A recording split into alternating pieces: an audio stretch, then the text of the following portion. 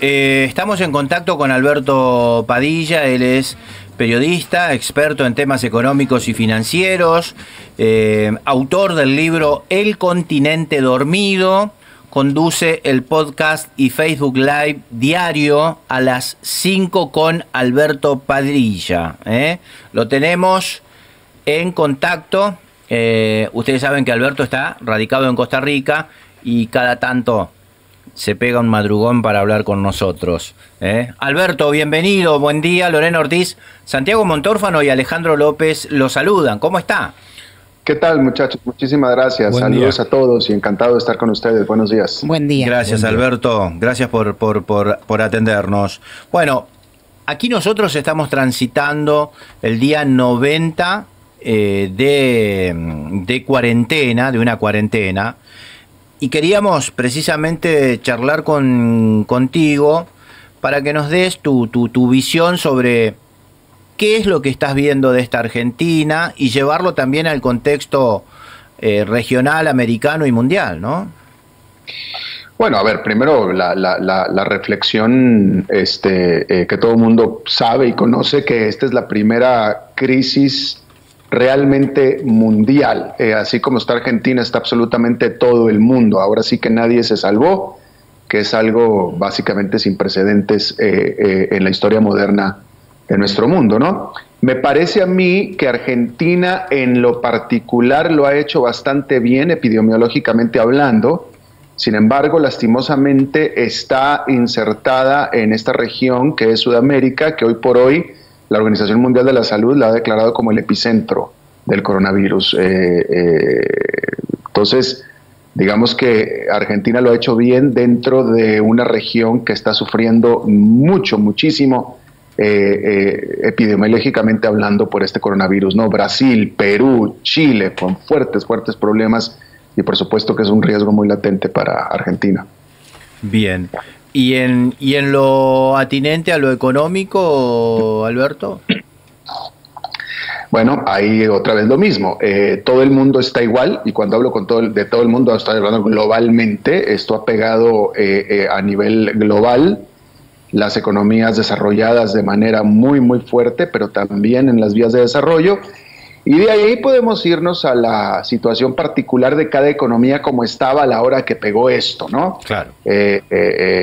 Argentina particularmente maltrecha, México particularmente maltrecho, el resto de los países de América Latina, dependiendo del caso, bueno, obviamente Venezuela, pero Venezuela pertenece a otra galaxia, con menor o peor, mejor o peor posición económica, ¿no? En el caso de Argentina, bueno, pues todo el mundo lo conoce, los agarró en una situación bastante difícil, por decirlo menos, ¿no?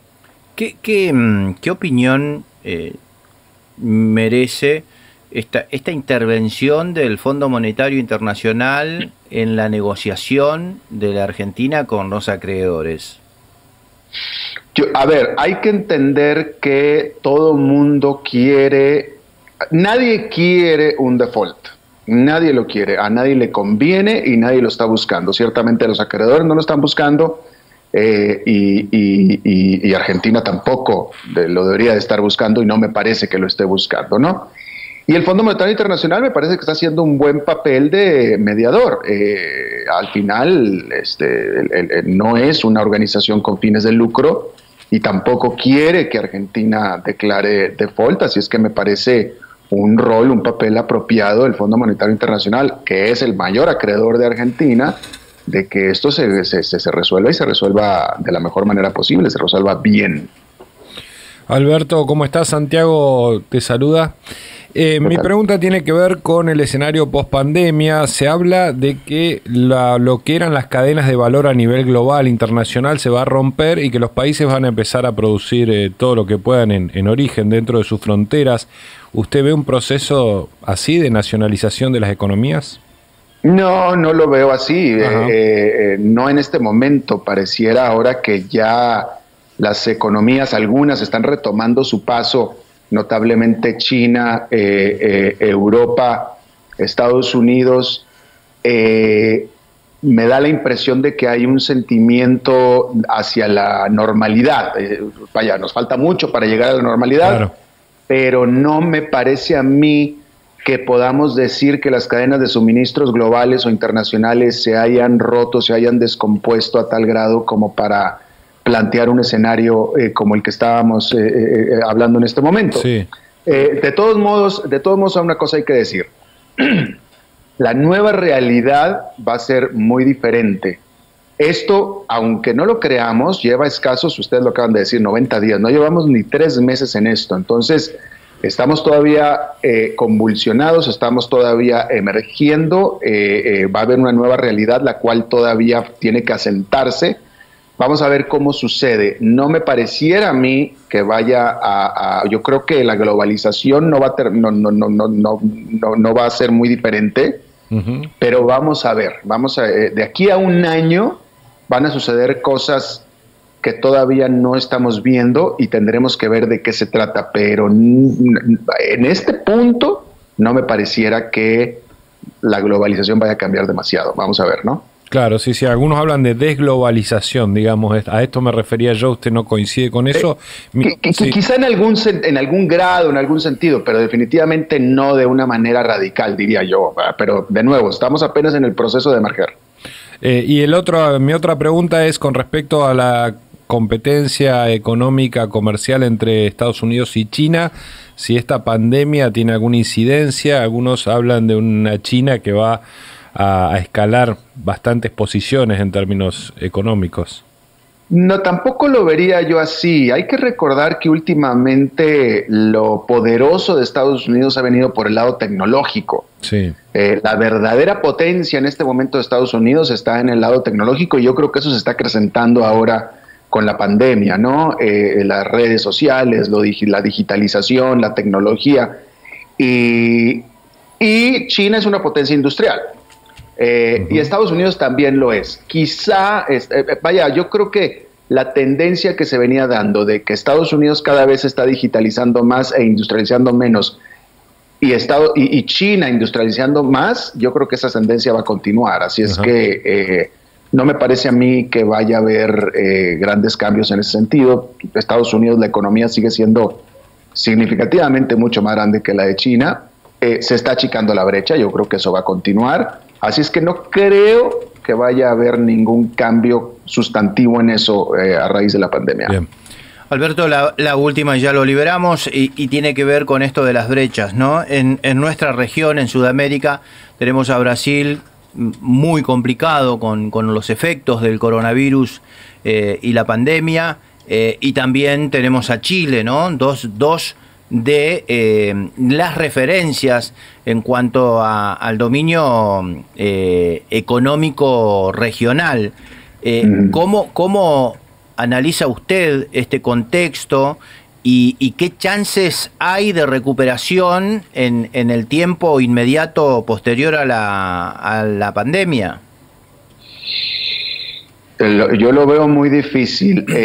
No me pareció a mí que los medios latinoamericanos le hayan dado suficiente cobertura al documento, al reporte que sacó ayer la CEPAL con la FAO, con la Organización de Alimentación para el Planeta, ambos dependientes de las Naciones Unidas, donde ellos hablaban de que esta pandemia puede generar en América Latina un total de 84 millones de nuevos pobres en América Latina, 84 millones en total.